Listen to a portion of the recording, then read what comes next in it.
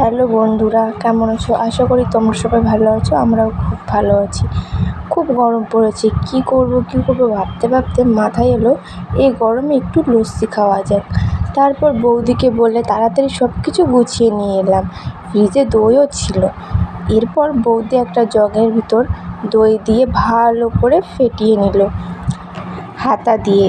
এরপর ওর ভিতরে একে একে ঠান্ডা জল দিয়ে দিল, লেবুর রস দিয়ে দিল, সঙ্গে বিট লবণ দিয়ে দিল।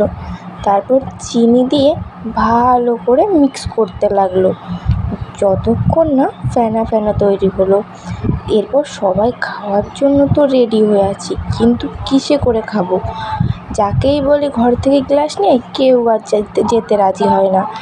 তারপর যে যেটাই পারলো সে সেটাই খাবে।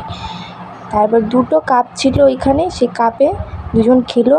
লাস্টে আমি আর বৌদি খেলো হাতায় করে, আর আমি খেলাম কাচের একটা কৌটো ছিল সেটাই করে।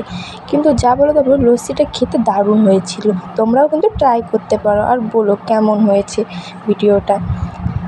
আর খুব সহজ উপায়ে লস্যিটা বানিয়েছি।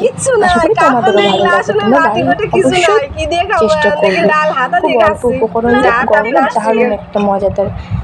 কেউ আনারা টোকের খাওয়া হচ্ছে না, ঘরে আছে অনেক কিছু কিনা যাবে হাইটে ওই জায়গার তেল হয়েছে। দিদা কেমন হয়েছে? গরমের দিনে একদম